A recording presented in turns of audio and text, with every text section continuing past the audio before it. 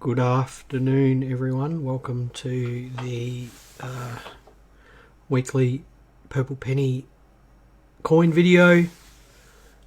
It's the 31st time I've done this year. Hope everyone out there that's in lockdown around Australia is keeping safe and is well and healthy. Please do keep safe and get stuck into your hobbies if you're stuck at home. Last week was quite a good week in the shop. We were very busy. A lot of our regulars came in as usual. We're still working with masks and limited occupancy here, but I have to say everyone has been fabulously good-natured about all of that, and I really must thank everyone for doing that. Selling was good. Buying has been a little bit slow. It's been slow for a few weeks actually, but these things ebb and flow. There's no real telling what might come in from one week to another. We've had quite a few sovereigns come in. No really good ones that are worth grading, but it's always nice to see some sovereigns. And been quite a bit of interesting medals and medallions going out this week, which is a bit unusual. That stuff tends to move a bit slowly. So we'll just jump into the news. Now, I must admit, this first one here, the September Royal Australian Mint releases were announced. I'll run through those in the next slide. I'm a little bit hesitant about talking too much about those because the Mint has done nothing but delay and delay and delay over the last couple of months with shipping and things like that. And I feel a bit uneasy about talking about September's releases when they still haven't managed to get us August releases yet. So August's releases aren't due until next Thursday. They've all been delayed and been delayed twice. So you'll probably sense my lack of enthusiasm for September's releases, and that's because I do really feel like it's a bit unfair that collectors are having to wait so long for releases, but the marketing hype keeps pushing on. It's a bit disappointing, really. So yeah, the Animalia releases are delayed again. The ones that involve the book, which I think is a $45 issue, and then the gold-plated example is delayed. Some of them will ship on release day from the Mint to us, which means we won't have them for a week. And then others will ship for another 2 weeks after that, so gosh knows what's going on there. So again, if you are interested in any of the new releases, please do give me a call or send us a message. I'm not really going out of my way to track the September releases yet because I really would like everyone to get their August releases first, but the wheels must keep turning. Now, let's just say hello to a few people. G'day Paul, Marie, Gary, Rob. Gary in lockdown. Surprise lockdown where Gary lives. Hope you're doing alright, Gary. Rob, Werner, Val, Gwen, Kirker, Michael, Shirley, Ash and Daryl. So there were a couple of... Patrick. Hello, Patrick. Patrick came in on Saturday, I think. It was good to see Patrick. I am struggling with a lot of our regulars when they come in with masks on. There's been quite a few people that I do know very well, but as soon as they got the mask on, I don't know who they are. So I did recognise Patrick, though. Now, two things with coins in the news this week. The first one was to do with the UK. In 2017, the UK redesigned their £1 coin. It went from a round coin to a 12-sided coin, I believe. Now, the reason for that was to make the coin harder to counterfeit because a significantly high percentage of £1 coins going around in circulation in the UK were actually counterfeit. I think it was something like 1 or 2%. So to counter that, the Royal Mint redesigned the £1 coin. They made it a bimetal coin and they made it 12-sided. I'll have to check that. It's 10-sided or 12-sided. And they actually demonetized the... Well, they didn't demonetize it. They removed the old £1 coin from circulation. So the only way to cash in your £1 coins in the UK at the moment is you have to deposit them in the bank. Shops don't have to take them and won't take them. And interestingly, according to the Royal Mint, there's still £109 million worth of £1 coins that haven't been turned in yet. So that's a lot of money that people have sitting in the console of their car, or in the back seats of the car, or down the back of the couch, or in money boxes. I suspect a lot of it will be in money boxes. £109 million worth of £1 coins that still haven't been banked. So if you are in the UK, do get onto that and get them banked and get them into your bank account so you can spend it. Now, the other bit of news that came up this week, which I found really interesting, was the results of a 2011 archaeological dig in China. It was a bronze foundry, and those of you who know a little bit about Chinese coins, you would know that a lot of Chinese coins are actually cast bronze. And at this bronze foundry, which they have dated to about 640 BC, they actually found what's called some spade coins, or spade money. I'll show some pictures of it in a minute. And if those coins were cast at this foundry in 640 BC, then they would be probably the first coins that were manufactured. It's generally accepted that the Lydians, which is part of Greece, they actually struck the first coins in about 610 to 550 BC. They struck Lydian lions, which are electrum. Electrum is an alloy of gold and silver. Now, these Chinese coins weren't struck, they were cast, but they could potentially be the first known coins to history. And you can see those dates there do actually overlap a bit. So I just found that really interesting, that what's commonly accepted as the first coins could be different to what we all thought. Chinese spade coin. Now, I thought I had an image lined up here, but I don't believe I do. No, I don't. I don't know. I don't have an image lined up. I'll show you an image of that next week, of a Lydian stater and a Chinese spade coin. Let's just have a quick run through of the September mint releases. Again, I do apologise for my lack of enthusiasm for these, but I've already made my views a bit clear on them. So we are going into the annual lunar releases from the mint. I'll cover those on the next slide.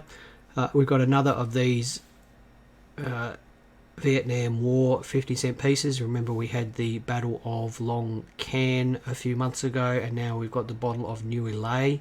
It's a uncoloured copper nickel 50-cent coin on a card. That's $10. That will probably be popular. The last one was very popular. We sold out of our allocation of that fairly quickly.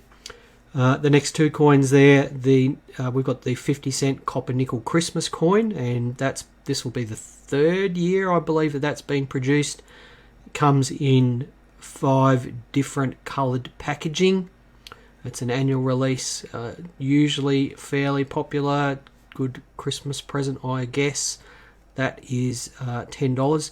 And I think this is the first time that they've done the Christmas coin in a silver proof. It's a silver proof with selective gold plating, and that's $90. It's not a bad looking coin, but at $90 it's perhaps you'd have to like the person a fair bit to give it to someone for Christmas. The last set of releases for September are the annual Chinese lunar coins there, and we've got all the usual suspects that the mint has released over the last several years. We've got the tetradecagon copper nickel 50-cent piece, the $2 coin set, the proof silver domed coin, the half-ounce ingot, and then the gold coin there. So it's the year of the tiger coming up. You've got all the prices along the side there. We have asked for an allocation of all of these apart from the ingot and the gold coin. If there is something there of interest to you, or you collect these things every year, please do keep us in mind if you want to get it from us. So that's it for news for this week. Now, coming in today and talking to Catherine about what we should talk about in the video today, and some fluctuations in the gold and silver price today made me think, well, let's talk about ways that you can buy and hold gold. Now, gold is now I should just preface this as none of this is investment advice. This is just different ways that you can buy gold, and different pluses and minuses to the ways that you can hold gold and the ways that you can buy it. Gold is an interesting thing to hold. It's supposedly a hedge against troubled times. When political times are in turmoil, gold tends to rise, and when things are stable, gold tends to go down. In the long term, gold has, I believe, given you positive returns compared to cash. I'm not 100% sure about that. I'm not really a gold bug, but I don't mind looking at it. It's yellow and it's shiny and it feels good when you hold it, and it's always nice to see it. So what are some ways that you can buy gold? Now, you can come and pick it up from a coin dealer in multiple different formats. Probably one of the less expensive ways of holding gold from a gold dealer would be in world gold coins. So lots of countries around over the years have produced gold coins of different sizes, purities and denominations, and often they don't have what's called a numismatic value. That means that it's really the price of them is driven by the gold that they contain, and they can often be picked up at a fairly low premium, and a premium is the difference between the gold value and the actual sale price. So a low premium might only be 2% or 5% or 10% above the actual gold spot price. Good gold coins to look for, world gold coins to look for, are gold Austrian and Hungarian ducats, 4 ducats, 8 ducats, Russian gold, French gold, Swiss 20 francs and 10 francs. These are all fairly high mintage gold coins. They're usually 90% gold purity and above, and they're available in sort of weights anywhere from about 0.0 of an ounce up to 0.08 of an ounce up to sort of half an ounce, or some of them almost an ounce. Now, the plus to buying them is that they are a low premium. They're reasonably easy to get. The negative to buying them is that in Australia, at least, they are slightly harder to sell, and when you sell them, you don't get as good a premium. Now, why are they harder to sell? A couple of reasons. One is that they're unrecognised here in Australia. People don't necessarily know what they are, and also the purity can vary from country to country, and sometimes it's a bit unclear about how much gold is in them. But, you know, as a coin collector, if I was to hold a bit of gold, then I think the most interesting way to hold it would be in world gold, because you can pick up 7 or 8 different world gold coins. They're interesting as coins, and they don't have a big premium to them. So that's world gold coins. The next way is probably of most interest to coin collectors. Sorry, the dog's just banging on the door there, trying to get in. This is what gold holders would call numismatic gold. So these are numismatic coins that have gold in them, and I've got a picture there of some Royal Australian Mint gold coins. There's a slabbed Corona, I think, 100 Corona. I'm not sure what that is. So these are all either 100% gold or some 98% gold or something like that. And these coins, while they do have gold content in them, they tend to trade for a pretty big premium over the value of the gold content. And that's, if you buy them at release, it's a very big numismatic a very big premium over the gold price. If you buy them on the secondary market, then that premium tends to fall back a little bit. So as a coin collector, these can be a really interesting way of collecting coins, because you can collect gold coins that are more modern, that have themes that you are more interested in. They're available in all sorts of sizes, from 25th of an ounce up to full ounce sometimes, and all sizes in between. So if you just want to pop in $80 into the market, you might be able to pick up a gold coin that's got a gram of gold in it. Macquarie Mint has a range of products, the smallest gold coins of the world, that are from 14 carat to 24 carat, and they can be picked up for $40 or $50 or $60. So numismatic gold is a really interesting way of picking up gold. It can be a low cost way of getting into holding a bit of gold, and it can also be a thematic way of holding a bit of gold. So it's an interesting thing to look for. Just be warned that you will generally pay more of a premium over the gold price for numismatic gold. Now, the next one is an interesting one, because in the USA this would be called world gold, but here in Australia, gold sovereigns are a fairly well known and accepted thing. So gold sovereigns are minted by the UK and several British Commonwealth countries. They contain just under 8 grams of 22 carat gold, which is 0.2354 of a troy ounce. They were minted from, now I'm not exactly sure when they started, but the early 1800s right through to the present day. And for a lot of dates in the 19th century, they can be picked up for basically a small premium over the gold price. So gold sovereigns are a very interesting and historic way of holding gold. They can be picked up readily from most coin shops and most bullion dealers, and they are reasonably easy to get rid of. And here in Australia, at least, they are very liquid, and by liquid I mean they're easy to buy and easy to sell. And you can often pick them up for premiums of between 5 and 15% over the scrap value. And if you want to take it a little bit further, you can pick up common date, mint state sovereigns graded by PCGS for just a couple of $100 over the scrap price, or $250 over the scrap price. So that's, as a coin collector, a really interesting way of holding a quarter of an ounce of gold per coin in lovely condition, and condition that means that it's not going to be too difficult to get rid of when it comes times to sell. If I had a choice to hold gold, and I don't hold any gold, it would be in sovereigns, because I think they're awesome. So, Paul, thank you. If anyone's going to know when the first sovereign was, it would be Paul Spink. Paul tells us that the first sovereign was in 1817. Thank you for that, Paul. Two more.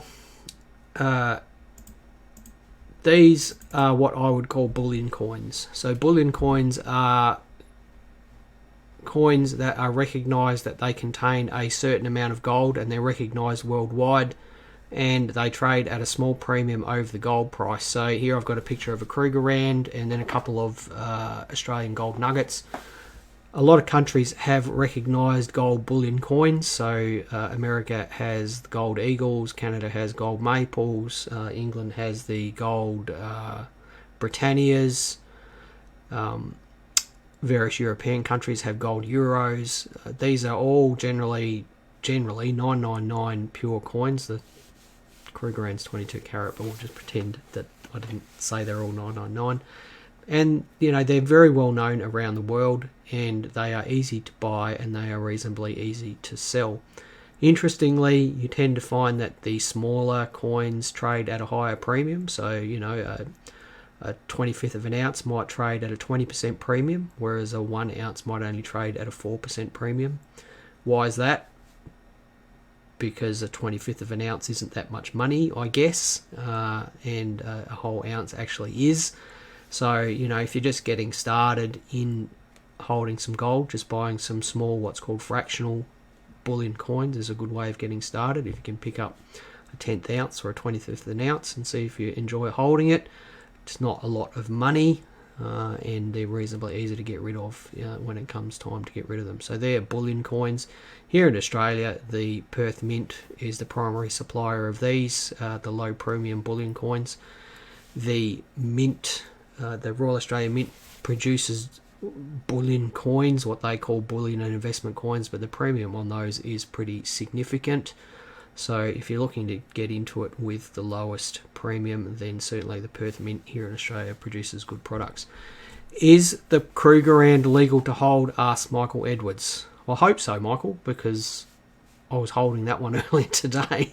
I didn't realise that there was a problem around ownership of Krugerrands. You certainly can buy them from all of the gold places here in Adelaide, and you can certainly sell them at all of the gold places here in Adelaide, and we have bought and sold many of them in the last couple of years. I would be interested to know why you would think they weren't legal to hold. That would be an interesting conversation, because if I've done something wrong, I'd like to know. Right, the last form that is interesting to hold gold is what I would call ingots. Oops, wrong button. So ingots or bars come in a couple of different forms. One is that they are manufactured by recognised manufacturers such as PAMP and the Perth Mint and various other bodies around the world, and they come carded like those PAMP cards that you can see there. And then you can also just get ingots, and that one there is a Peter W. Beck ingot. There's also ingots available from ABC Bullion and various companies in the USA, and all sorts of companies around the world. Now, these are amongst the lowest premium ways of buying gold. Certainly 1 ounce ingots are the ones that generally have the lowest premium. The carded items that you can see there, the PAMP and Perth Mint ones, they have a slightly higher premium. The only issue with the carded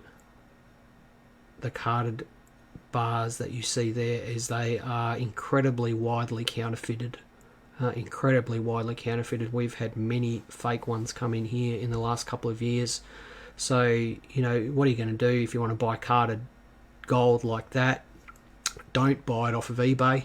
Don't buy it off of Facebook. You can source fake carded ingots like that on the internet really easily, and people steal your money selling you those fake cards. So, only buy them off of recognised gold dealers or recognised coin dealers. So that's bars and ingots. Right, so that's it for gold. Sorry if I carried on a bit there for a bit long. Gold's an interesting thing to hold. If anyone out there hasn't ever owned a gold coin, do buy one. They're nice to own. They have a unique weight to them, and being able to pick up a 120-year-old gold sovereign for only $50 or $60 above the spot price, and hold it in your hand and think about the history that entails, I think is a lovely thing. And I think every coin collector should own a gold coin at some point in their coin collecting lives. As I said, I don't really own any, but I have owned a few over the years, and I do enjoy doing it. So yellow shiny stuff, it's good stuff. If you don't have any, think about getting some. That's it for today. We've done 24 minutes. Hello Tanya, and hello Greg and Peter and Leah. Thanks everyone for tuning in today. As always, if you've got any topics you'd like us to cover in these videos, please reach out to us and let us know what they are. Give us a call, send us a Facebook message, send us an email. Always happy to talk, always happy to answer questions. Bye everyone for now. Happy collecting, stay safe wherever you are, and we will be back next week.